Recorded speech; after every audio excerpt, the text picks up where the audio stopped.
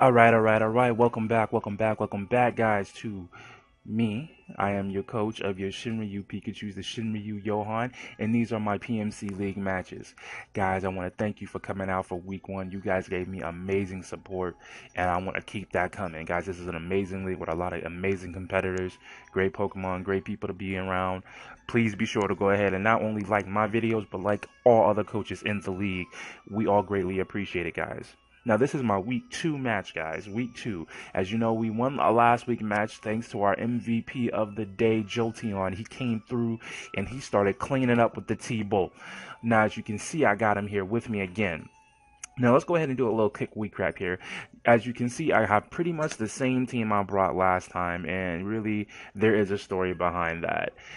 We ended up having a little issue happening, us, the Shinryu Pikachus. We had an issue where we couldn't get access to the Pokemon that we picked, and I actually didn't have the list saved. I knew that these were all Pokemon I have, and I didn't want to go into the match competing incorrectly because I made teams for a lot of different things. And actually, I had two teams set aside, and one was for my week three opponent, and one was for my week two opponent, which I actually got those Pokemon, and one of them could not enter. So unfortunately, I had to go back to my week one team. I figured they would be able to hold me down, and they did to an extent, but nonetheless, you win some, you lose some, and you're going to see whether I lost or won this one. My opponent here is a great guy. Jacob, show him love. Hit his YouTube up. You see he's got a pretty solid team. He's got the Mylota. He's got the Excadrill, Klefki, Victory Bell, which I'm kind of on the fence about. Dredigan, the Dragon Pokemon. I hope I said that name right in Asliff. So without further ado, we're going to get into this battle, guys.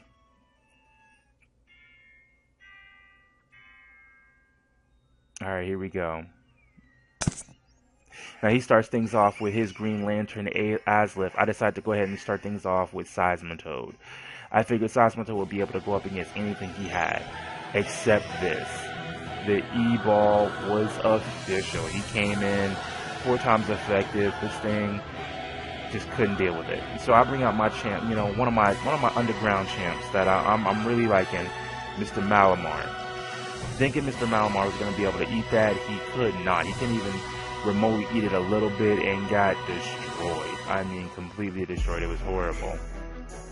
So, I bring out my MVP from last match, Mr. Jolteon. I do the Volt Switch to try to build some pressure up and get some control back.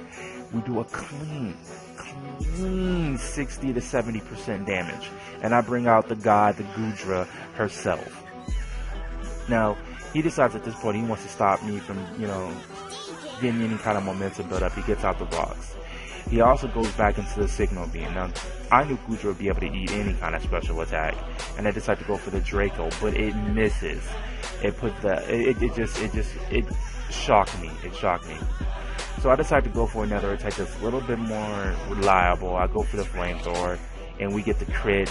Gets rid of Green Lantern. So that Asliff is out of there. He's gone. He's not an issue. Locksmith comes out. Now, I was a little concerned because I was hoping that this thing didn't have Prankster, but I figured if it did, it was going to try to paralyze me. So I switch out into Denofan so that if he did a T-Wave, it'd do nothing.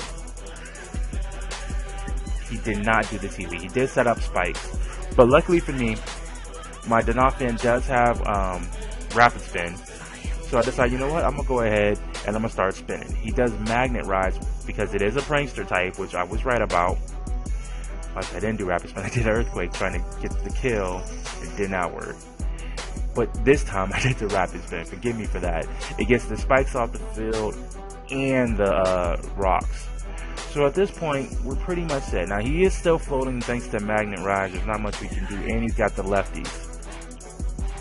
He goes for the D-Gleam again. Now, me knowing me, I figure I can go ahead and I can eat up one more of those. But I want to get rid of those lefties. I don't want him to be able to use those or have those to rely on.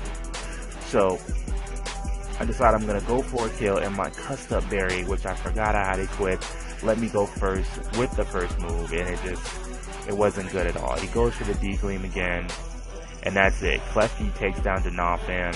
3 of those things. I was like, oh man, I'm in for it right now. So I decided to bring back out my god Gooj. He goes for the D-Gleam, and I'm like, Goodra's gonna eat this, no problem. And you know what? Goodra did. would go for the flamethrower to end him. We were like, you know, if we can't earthquake you, we're just gonna flamethrower you. He lives barely, but his electromagnet system wears off. So he decides to leave me with a parting gift, spikes.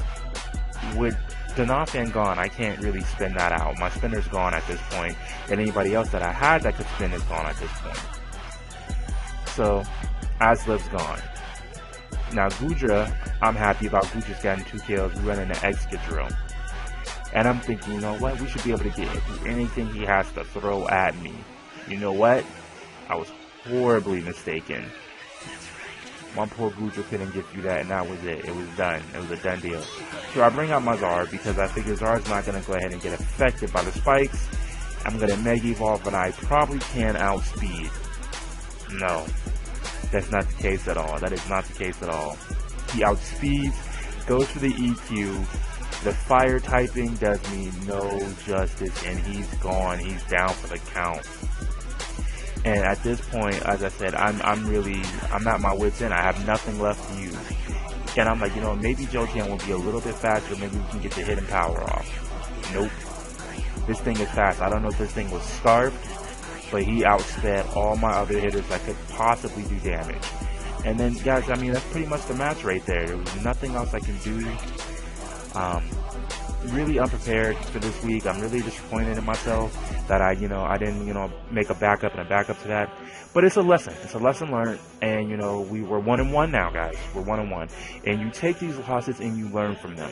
If it's one thing I've learned from my league play experience, which is limited but still there, you can't let these losses destroy you or have you feel as if you're not going to get anywhere. You can't go ahead and let somebody say, oh man, you just suck.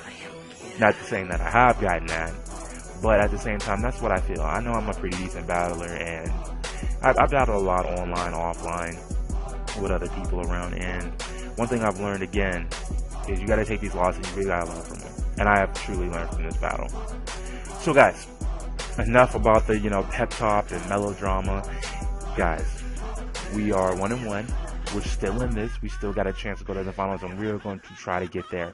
Be sure to support us, the Shinryu Pikachus. Be sure to support every single coach, every single analyst, every single person involved in the PMC. This is a great league and a great opportunity, guys. And if you are liking what we're doing and you loving how we're doing it, hit that like button, guys. Until next week, guys, I'll catch you in another PMC match. Peace.